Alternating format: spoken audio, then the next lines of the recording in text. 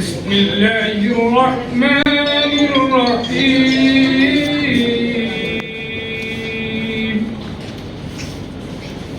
قل هو الله أحد الله الصمد لم يلد ولم يولد ولم يكن له كفوا أحد জ্ঞাপন করছি সেই মহান আলমিনের উস্তাদ আমার উস্তাদ মোহাম্মদ আফতাব হোসেন দীর্ঘদার কবরস্থানে শাহীদ হয়েছেন।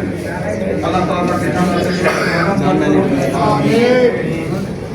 আজকের এই আয়োজনের আমাদের সামনে অনুষ্ঠানকে সফল করার জন্য সহযোগিতা করেছেন।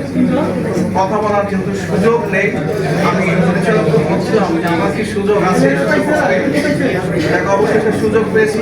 দুটো কথা বলবো, আমি দুটি কথা বলবো। জাতীয় সাংবাদিক সংস্থা 1982 সালের 12ই ফেব্রুয়ারি এই ওরা 11 জন প্রতিষ্ঠা করেছিলেন। তার মধ্যে আমাদের সব কালো সব সাদা, ঠিক আছে না?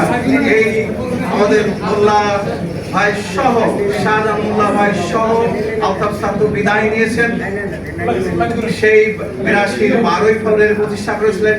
সেই সংগঠন হাঁটি হাঁটি পা পা করে আজকে এই পর্যায়ে এসেছে।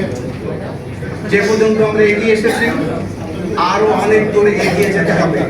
এমন অনেক প্ল্যাটফর্মে সমবেত করে সাংবাদিকদেরকে সংঘবদ্ধ করে সাংবাদিকদেরকে একটি প্ল্যাটফর্মে সংঘবদ্ধ করে সাংবাদিকদেরকে অধিকার আদায়ের একটি প্ল্যাটফর্ম করা।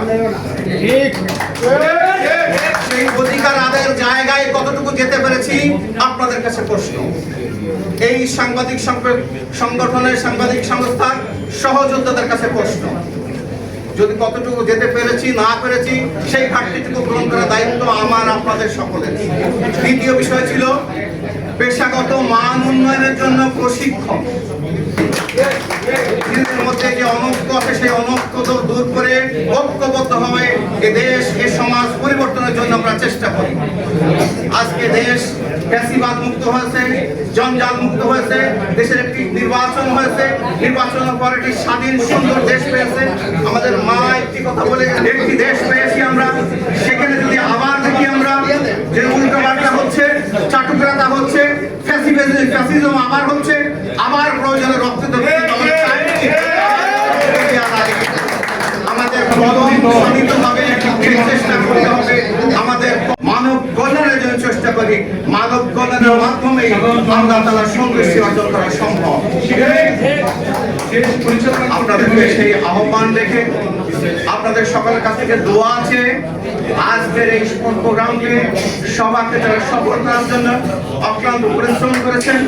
বিশেষ করে আমাদের দপ্তর সম্পাদক রাব্বি, আমাদের সানভীর, আর আমাদের মেহেদি, আমাদের শহীদুল ইসলাম সাহেব, আরো যারা ছিলেন, আমি আর আমাদের মঞ্জু ভাতার কথা নাই বা বললাম, আমাদের জাফরুল্লাহ সহ সার্বিকভাবে যারা সহযোগিতা করেছেন সকলকে, এবং বিশেষ করে আমাদের এই মেহমানরা যারা এসে আমাদেরকে এই অনুষ্ঠানকে সমৃদ্ধ করেছেন, আমাদেরকে অনুপ্রেরণা দিয়েছেন, তাদের প্রতি কৃতজ্ঞতা প্রকাশ করে আপনাদের সকলকে আবার ধন্যবাদ জানিয়ে আমার জন্য দোয়া আছে, আমার মরহুম ওস্তাদ আলতাফ হোসেনের জন্য দোয়া আছে।